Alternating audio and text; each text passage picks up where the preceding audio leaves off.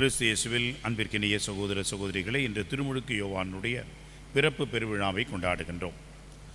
வழக்கமாக கொடுக்கின்ற ஒரு விளக்கம், திருச்சபையிலே நம்முடைய திருவழிபாட்டிலே புனிதர்களை நாம் கொண்டாடுகின்றோம், சிறப்பிக்கின்றோம். அவர்களுக்கு நாம் விழா கொண்டாடுகின்றோம். அந்த விழா என்பது அவருடைய இறப்பின் நாளை குறிக்கிறது. காரணம், ஒரு புனிதருக்கு இறப்பின் நாள்தான் இறைவனோடு இருக்கின்ற ஒரு நாளாக அமைகிறது. அவர் இறைவனிடமிருந்து நமக்கு அருளையும் ஆசிரையும் நமக்காக பரிந்து பேசி பெற்றுத்தருகின்ற ஒரு தொடக்கமாக அமைகிறது. எனவே இந்த இறப்பு என்பதே ஒரு புனிதருக்கு மகிமையாக அமைகிறது. எனவே அந்த இறப்பின் நாளை புனிதருடைய விழாவாக கொண்டாடுகின்றோம். ஆனால் திருமுழுக்கு யோவானுடைய பிறப்பு பெருவிழாவை நாம் சிறப்பிக்கின்றோம். அது மட்டுமல்ல, அன்னை மரியா மற்றும் ஆண்டவர் இயேசு இவருடைய பிறப்பு பெருவிழாவை நாம் சிறப்பிப்பதற்கான ஒரு அடிப்படையான காரணம், இந்த 3 பேரும் இந்த உலகத்திலே பாவமில்லாமல் பிறந்தார்கள். திருமுழுக்கு யோவான் பாவத்திலே கற்பமாக உட்பவித்தாரும் தன்னுடைய அன்னையின் உதரத்திலே அவர் திருமுழுக்கு என்னும் அருளை முன்கூட்டியே பெற்றதனால் இந்த உலகத்திலே அவர் பாவமில்லாமல் பரிசுத்த பிறவியாக பிறந்தார். இந்த ஒரு மேலான மறை உண்மையை நினைவு கூர்ந்து கொண்டாடுகின்ற விதமாகத்தான் அவருடைய பிறப்பு பெருவிழா இன்றைக்கு நாம் சிறப்பிக்கின்றோம். அன்பிற்கினியவர்களே, அவருடைய பிறப்பு நமக்கு காட்டுகின்ற உண்மை என்ன? இன்றைய வாசகங்கள் அத்தனையும் ஒரே ஒரு மைய கருத்தை நமக்கு வெளிச்சம் போட்டு அடிக்கோடிட்டு காட்டுகின்றன. அது என்ன என்று சொன்னால், பிறப்பு. பிறப்பதற்கு முன்பாகவே நாம் இறைவனின் எண்ணத்தில் இருக்கின்றோம், அவருடைய கருத்தில் நாம் இருக்கின்றோம், அவருடைய திட்டப்படி இந்த உலகத்திலே நாம் வருகிறோம். இன்றைக்கு கூட நினைத்து பாருங்கள், ஒவ்வொரு மனிதனுடைய பிறப்பும் ஏதோ எதேச்சையாக நடக்கிறது என்று நாம் நினைத்து கொள்ளக்கூடாது. கடவுள் நம்பிக்கை இல்லாதவர்கள் என்ன சொல்வார்கள்? அது அப்படித்தான், இது நடக்கிறது, இது இயற்கை, இப்படித்தான் அமையும், இது அறிவியல் விஞ்ஞானம் என்றெல்லாம் பல காரணங்களை சொல்வார்கள். ஆனால் அதில் ஆய்ந்து கூர்ந்து கவனித்தால் அந்த அறிவியல் விஞ்ஞானம் இதையும் கடந்த வகையிலே இறைவனுடைய கரம் இருப்பதை நாம் பார்க்கின்றோம். அந்த வகையில்தான் விஞ்ஞானம் அறிவியல் என்பதெல்லாம் நமக்கு ஓரளவுக்கு அறிவுக்கு ஏற்ற வகையிலே விளக்கம் தரலாம். ஆனால் அறிவிற்கும் அப்பாற்பட்ட வகையிலே ஒன்று இருக்கிறது, அதுதான் கடவுள், இறைவனுடைய வல்லமை, அவருடைய திட்டம்.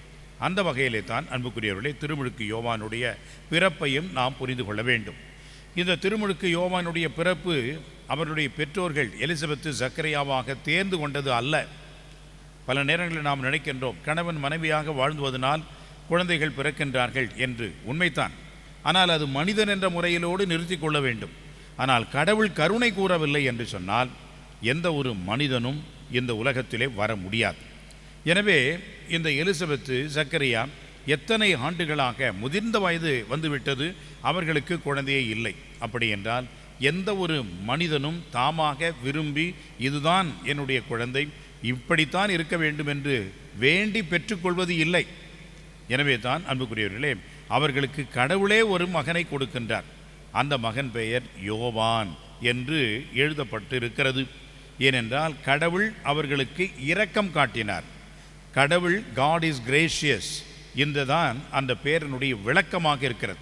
கடவுள் இரக்கம் காட்டினார் என்ற அந்த ஒரு அடையாளத்தை தான் அவர்கள் அந்த குழந்தைக்கு பெயராக ஜான் என்று, யோவான் என்று வைத்தார்கள். அன்புக்குரியவர்களே, இந்த வகையிலே தான் யோவான் இந்த உலகத்திலே பிறக்கின்றார். முதல் வாசகத்திலே பாருங்கள், கருவிலே உருவாகும் முன்பே கடவுள் என்னை தேர்ந்தெடுத்து விட்டார் என்று சொல்லி, பிறப்பு மட்டுமல்ல, நமக்கு என்ன கடவுள் பணி கொடுக்கிறார் என்பதையும் கூட திட்டவட்டமாக ஆண்டவர் வைத்திருக்கின்றார். அப்படி என்றால் அதற்கு ஒத்துழைக்க வேண்டிய மேலான ஒரு கடமையும் பொறுப்பும் நம் பகுதியிலே, நம் மத்தியிலே நமக்கு வேண்டியதாக இருக்கிறது. கடவுள் இப்படியெல்லாம் நம்மை தேர்ந்தெடுத்திருக்கின்றார், நமக்கு இந்த பணியை கொடுக்கின்றார் என்று சொன்னால் அதை நாம் சிறப்புற செய்ய வேண்டும் என்பதுதான் நமது கடமையாக அமைகிறது என்பதையும் நினைவு கூற வேண்டும். எனவே திருமுழுக்கு யோவானுடைய பிறப்பு மட்டுமல்ல, இன்றைக்கு இங்கே இருக்கின்ற ஒவ்வொருவருடைய பிறப்பும் கூட மிகப்பெரிய ஒரு அதிசயம்தான், ஆச்சரியம்தான், கடவுளுடைய மேலான ஒரு புதுமைதான். எனவே தான் அன்புக்குரியவர்களே, நாம் ஒவ்வொரு நாளும் கண் விழித்ததும், இறைவா இந்த புதிய நாளை கொடுத்திருக்கிறேன், நன்றி கூறுகிறேன்.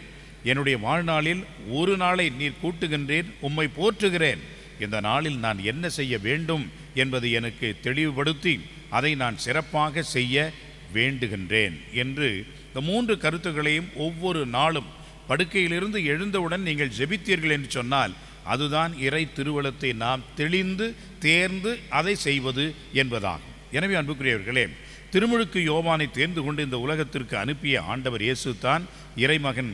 அந்த ஒரு வகையிலே இவர் வழியாக இவருடைய குலத்திலே இருக்க வேண்டும் என்று விருப்பம்தான் நமக்கும் ஆண்டவர் கொடுக்கின்றார். நம் வழியாக இன்றைக்கு ஆண்டவர் இயேசு இந்த உலகத்திற்கு அறிமுகமாக வேண்டும் என்பதற்காக இறைவன் என்னை இந்த இடத்திற்கு அனுப்பி வைத்திருக்கின்றார். நாம் எவ்வளவுதான் உயர்ந்த நிலைக்கு சென்றாலும் நம்முடைய அழைப்பை, நம்முடைய பிறப்பை, நம்முடைய கடமையை நாம் உணராமல் இருக்க முடியாது. அந்த வகையிலே தான் அன்புக்குரியவர்களே, திருமுழுக்கு யோவானுடைய பிறப்பு நம்முடைய பிறப்பையும் நினைவூட்டுகிறது.